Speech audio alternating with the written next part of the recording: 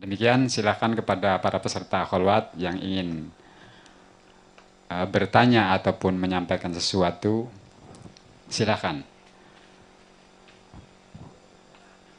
Ya, Pak Ustadz Murtado, silakan Pak Ustadz Murtado dari Sukagumiwang Indramayu, silakan. Assalamualaikum warahmatullahi wabarakatuh. Waalaikumsalam warahmatullahi wabarakatuh. Terima kasih atas yang telah diberikan di tengah pandemi ini. Mudah-mudahan guru mulia kita tetap sehat dan diberi kekuatan Allah Subhanahu wa taala. Amin ya rabbal alamin. Amin. Mohon izin Buya, di open statement Buya ada yang menarik terkait yang disampaikan oleh Buya bahwa apapun yang ada di fasilitas yang ada di kholwat ini adalah salah satu bukti adanya Allah Subhanahu wa taala. Senada dengan itu, kebetulan sebelum kami mengikuti kholwat di yayasan kami ada syukuran. Ada syukuran walaupun secara sederhana. Kebetulan mubalik yang kami undang itu sedang ada dia sedang kurang sehat lah, jadi terapi air dengan mereknya Kristalin yang produksi dari orang tua kalau nggak salah. Kalau nggak ada itu, satunya lagi ada air mereknya Prima dari produk Sosro. Ternyata ketika hari itu beliau minta itu, kemudian kita mencoba untuk menyuguhkan. Di Alfa terdekat itu nggak ada, adanya di Alfa Tulungagung, jaraknya 5-6 kilo dari kediaman saya. Tapi ketika kemudian saya ke sini, kok merek itu ada di sini, Kristalin ada di sini, merek Prima ada di sini. Artinya kenapa Allah menghadirkan dengan sangat mudah? Kenapa Allah menyusahkan justru ketika kita dalam keadaan di sana fasilitas ada itu, tapi jauh. Tapi di sini justru, ketika kita jauh kok mendekat sendiri. Justru di tengah hutan malah ada gitu ya. Yang ingin coba kami tanyakan ke Buya bahwa itu adalah bagian dari sebenarnya perenungan peserta kholwat juga, mudah-mudahan. Tapi sensitif itu kadang hadir, kadang tidak hadir. Kepekaan itu mendeteksi itu kadang hadir, kadang tidak hadir dalam hati kita. Yang ingin saya tanyakan, apakah hal itu kemudian ada korelasinya dengan ketakwaan yang Buya, versi Buya, ya, artinya kami memahami takwa itu if'alu awamirillah dulu, dengan versi Buya bahwa ada kewaspadaan yang harus kita bangun, ada kehati-hatian. Apakah ada korelasi ke situ? Kemudian yang kedua, bagaimana kira-kira kepekaan itu selalu hadir di dalam kita, sehingga kita selalu memperbaiki diri dari hari ke hari. Terima kasih. Assalamualaikum warahmatullahi wabarakatuh.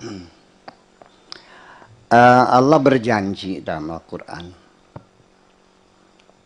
Bunyinya begini. Wa may yattaqillah yaj'al lahu makhraja.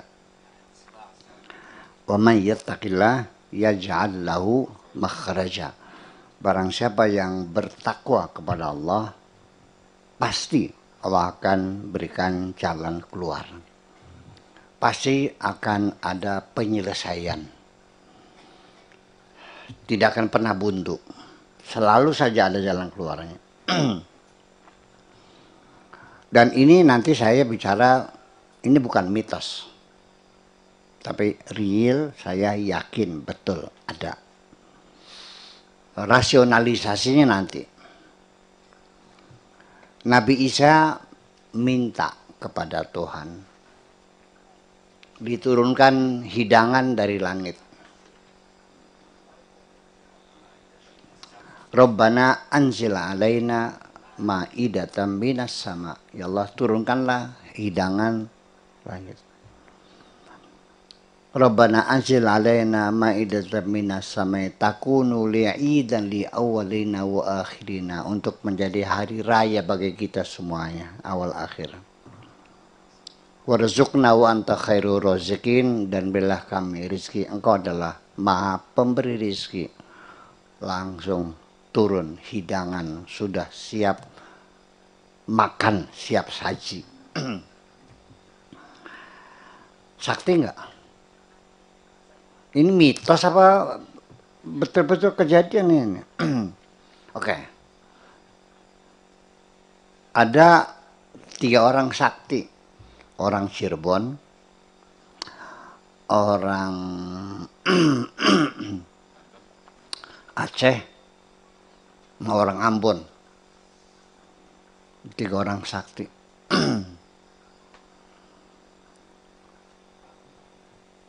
Pertama orang Ambon dulu. Ambil baskom, ember yang besar, isi air. Mana pancing, mana pancing.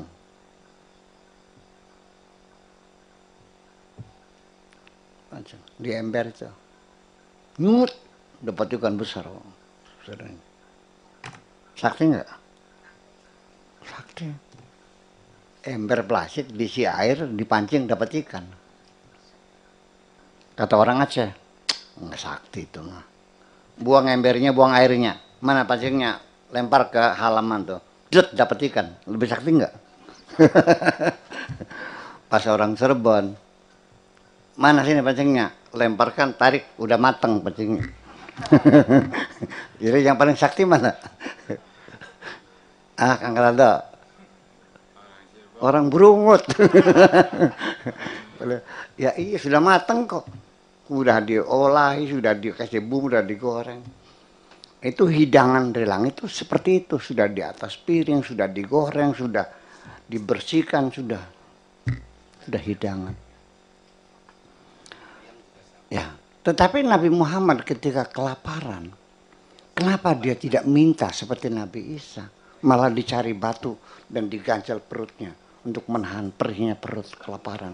Ketika saat diembargo oleh orang-orang musyrik Mekah, diembargo itu tidak boleh jual beli, tidak boleh belanja, tidak boleh sampai kelaparan. Kenapa Nabi Muhammad tidak meminta kepada Tuhan untuk diturunkan makanan seperti Nabi Isa? Itulah sebabnya aku sangat mengagumi Nabi Muhammad, karena dia siap menderita kalau itu disayang oleh Tuhannya. Itu yang hebat bagi saya. Padahal kalau dia minta pasti dikabul kok. Atau sahabatnya dah, tolong dong cari roti, pasti masnya emang nggak mau.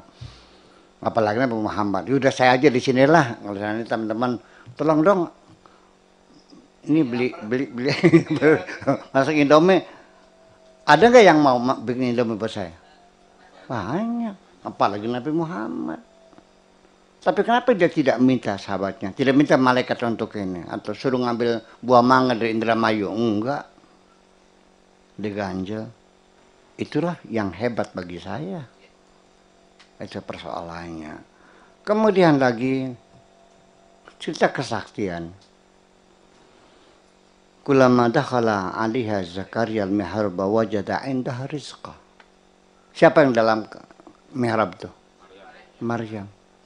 Zakaria datang masuk, segala macam makanan ada semua. Anna laki hada, min aina laki hada.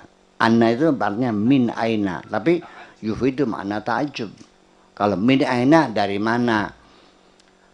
Kalau Mang Im pakai mobil Kijang, beli mobil Kijang. Saya nanyanya min aina laka hada, dari mana? Dapat beli kredit, cash, dikasih hadiah orang, ya kan gitu. Tetapi ketika yang dia kendai itu Lamborghini yang harganya 30 miliar, saya bukan min aina, anna laka hada, dengan mata melotot. Dari mana kau dapatkan? Dengan penuh kekaguman. Nah, Zakaria saja seorang nabi itu mengalami rasa kekaguman yang luar biasa melihat seorang perempuan namanya Maryam yang tidak pernah keluar dari kamar, hanya berzikir dan berzikir. Kok di dalamnya segala macam perhiasan ada, segala macam makanan ada.